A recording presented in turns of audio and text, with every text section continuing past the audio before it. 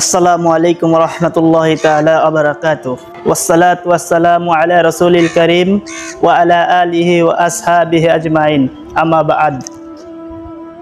আলহামদুলিল্লাহ, জিলহজ মাসের প্রথম 10 দিনের গুরুত্বপূর্ণ আলোচনা করব।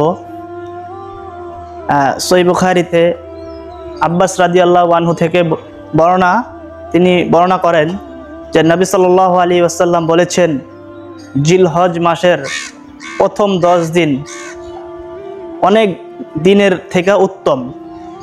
সাহাবায়ে কেরাম জিজ্ঞেস করলেন যে ইয়া রাসূলুল্লাহ, জিহাদও কি নয়? নবী সাল্লাল্লাহু আলাইহি ওয়াসাল্লাম বলেন যে জিহাদও নয়, তবে সেই ব্যক্তির কথা ভিন্ন যে ব্যক্তি নিজের জান এবং মাল নিয়ে জিহাদে অংশগ্রহণ করেছে আর কিছুই নিয়ে ফিরে আসতে পারেনি, সে ব্যক্তির কথা ভিন্ন, সে আবার উত্তম। তো জিলহজ মাসের 10 দিন এটি অনেক ফজিলতপূর্ণ আমল।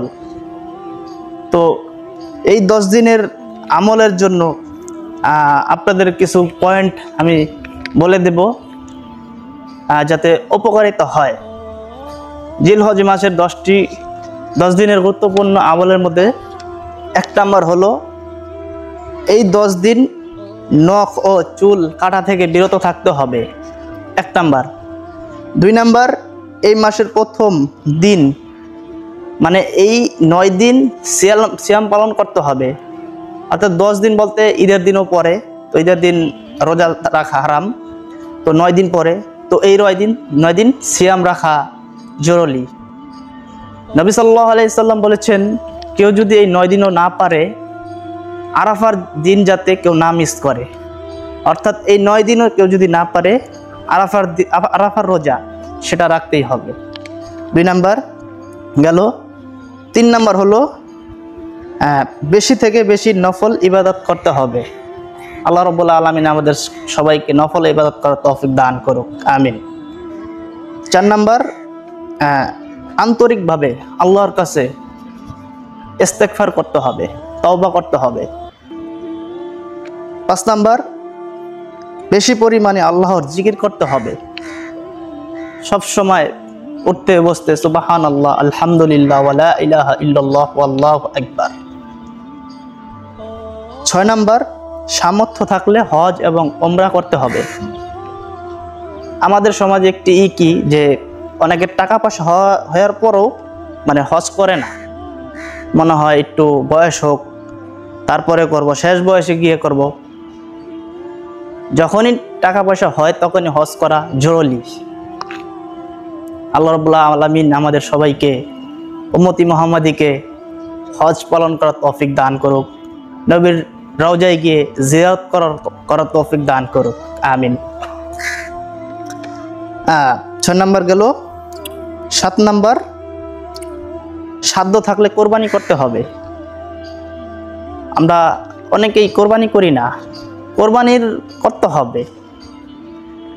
কোরবানি করা এটা অনেকটা একটা ভালো একটা দিক, যে অনেকে আছে যে খুব সুন্দর সুন্দর 7 জন মিলেও ভাগে ভাগে কোরবানি দেয়। আল্লাহ রাব্বুল আলামিন আমাদের সবাইকে কোরবানি দেওয়ার তৌফিক দান করুক, আমিন। 7 নাম্বার গেল। 8 নাম্বার, বেশি পরিমাণে তাকবীর দেওয়া। সাহাবায়ে কেরাম যখন এই 10 দিনে আসতেন তখন তারা তাকবীর দিতেন। তো সেই তাকবীরটা হলো লা ইলাহা ইল্লাল্লাহ, ওয়াল্লাহু আকবার, আল্লাহু আকবার, ওয়ালিল্লাহিল হামদ। এটাও তারপরে বলা যায় লা ইলাহা ইল্লাল্লাহ ওয়াহদাহু লা শারীকা লাহ, লাহুল মুলকু ওয়া লাহুল হামদু ওয়া হুয়া আলা কুল্লি শাইইন কাদির। এটাও।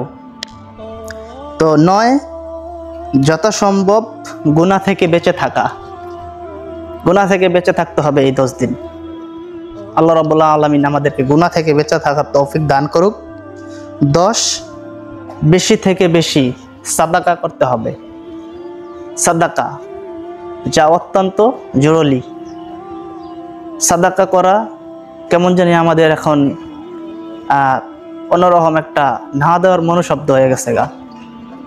সাদাকা দিতে হবে। সাদাকা দিলে অনেক বিপদ আপদ আল্লাহ রাব্বুল আলামিন কেটে নেন। তো যা কিছুই কিছু আলোচনা করলাম, এই জিলহজ মাসের 10 দিন, এই 10টি আমল আমাদেরকে করার তৌফিক দান করুক। আল্লাহর কাছে এই দোয়া করে কামনা করে আজকে বিদায় নিচ্ছি।